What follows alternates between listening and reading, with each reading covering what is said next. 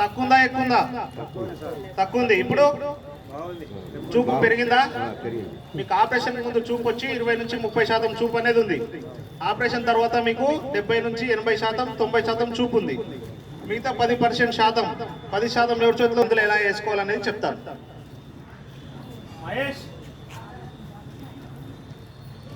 Ciplox D, ఇది చుక్కల మందు.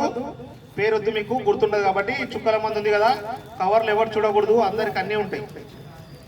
కవర్లో అన్నీ ఉంటాయి, ఎవరు చూడకూడదు. ఈ చుక్కల మందు వచ్చేసి రోజుకి 10 సార్లు వేసుకోవాలి. ఏ కంటి అయితే ఆపరేషన్ అయిందో ఆ కంట్లో మాత్రమే వేసుకోవాలి, ఇంకో కంట్లో వేసుకోకూడదు. చుక్కల మందు రోజుకి 10 సార్లు. ఏ కంట్లో అయితే ఆపరేషన్ అయిందో ఆ కంట్లో మాత్రమే వేసుకోవాలి. ఎన్ని చుక్కలు సార్?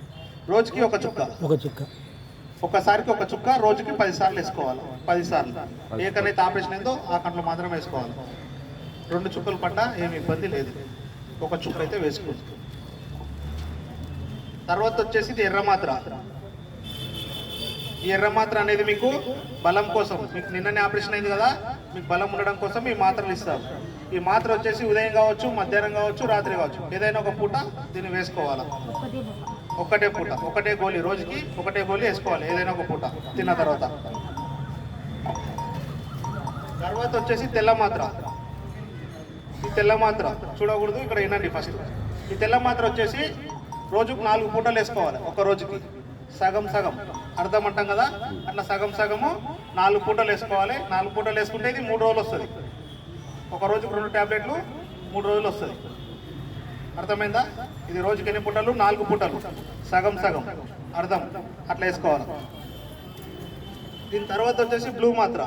ఎవరికైతే కన్నుగుడ్డు నొప్పిగా ఉందో ఆపరేషన్ అయిన తర్వాత అందరికి ఉండదు, ఎవరికో ఒకరికి ఉంటుంది కాబట్టి ఎవరైతే నొప్పి ఉందో వాళ్ళు మాత్రం వేసుకోండి, మిగతా వాళ్ళకి అవసరం లేదు. ఇది పారాసిటమాల్ టాబ్లెట్, వేరేదేం కాదు.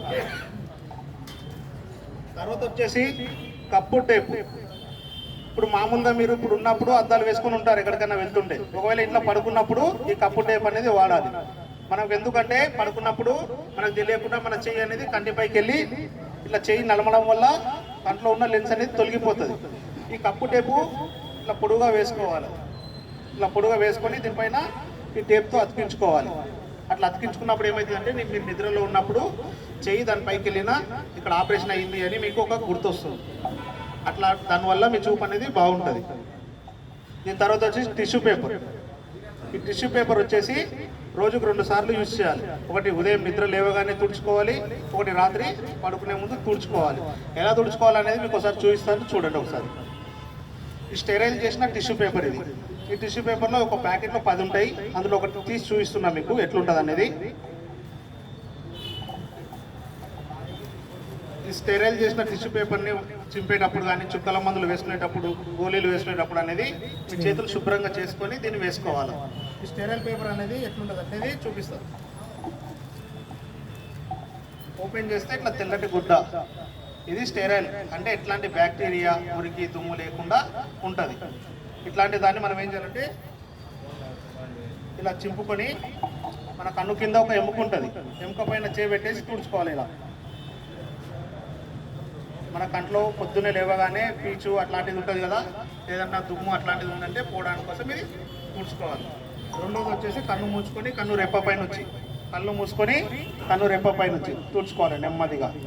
ఎక్కువ గట్టిగా తుడుచుకోవడం వల్ల మీ కంట్లో ఉన్న లెన్స్ ఏదన్నా ఉత్తుకపోయి ఏదన్నా మీ చూపు అనేది తగ్గుతుంది కాబట్టి నెమ్మదిగా తుడుచుకోవాలి.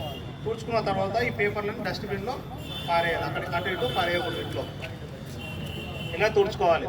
కొంతమంది ఏం చేస్తారంటే సాయంత్రానికి కావాలి కదని కొంచెం వేస్తారు, ఉదయం లేవగానే దాంట్లో తుడుచుకుంటారు సగం.